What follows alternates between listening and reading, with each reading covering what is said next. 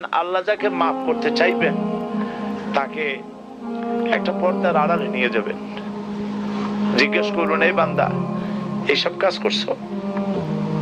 এখন আল্লাহ জিজ্ঞেস করতেছেন, সে তো ভয়তে অস্থির হয়ে যাবে, কেন্দে পাগল হয়ে যাবে, আল্লাহ করে ফেলছি, আমার মাফ করে দাও।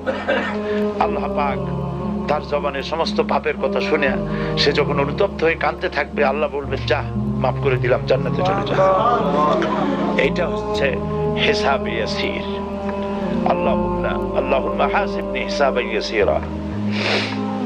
কাবা শরীফ মানুষ যখন তাওয়াফ করে, এই তাওয়াফের ষষ্ঠ তাওয়াফে একটা দোয়া আছে।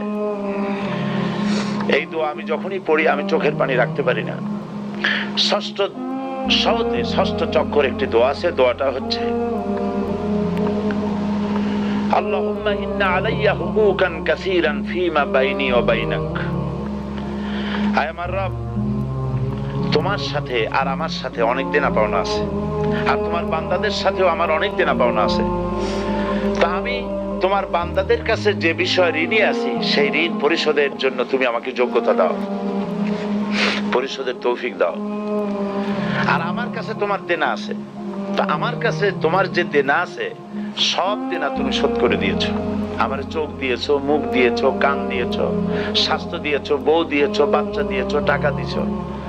আমার কাছে সৃষ্টি করে তোমার যা দেনা ছিল তুমি সব তো শোধ করে দিয়েছো, কিন্তু তোমার দেনা তো আমি কিছুই শোধ করতে পারিনি।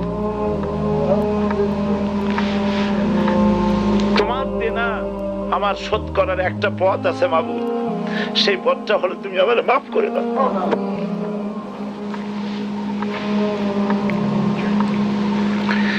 এটা ছাড়া আমার কাছে কোনো পথ নাই মাবুদ। তুমি যদি কিয়ামতের দিন আমাকে প্রশ্ন করো যে যৌবন কাটাইছো কোন পথে, আমি তো জবাব দেওয়ার পথ রাখি নাই। আমি তো আমার যৌবনকে নষ্ট করে ফেলেছি। তুমি যদি প্রশ্ন করো টাকা পয়সা কামাই করেছো কোন পথে, আমি তার জবাব দেওয়ার পথ রাখি নাই। যদি প্রশ্ন করো কোন পথে খরচ করেছো, আমি সেটারও পথ রাখি নাই, নষ্ট করে ফেলেছি। তুমি আমাকে ক্ষমা করে দাও। সেই জন্য আল্লাহর কাছে দোয়া করতে হবে, রব্বানা আতিনা ফিদ দুনিয়া হাসানাতান ওয়া ফিল আখিরাতি হাসানা ওয়া কিনা আযাবান নার ওয়া আদখিলনাল জান্নাতা মাআল আবরার ওয়া আদখিলনাল জান্নাতা বিগাইরি হিসাব। আল্লাহ, তোমার নেককার বান্দাদের সাথে আমাকে জান্নাত দিও, আর তুমি দয়া করে কিয়ামতে আমার কোনো হিসাব নিও না।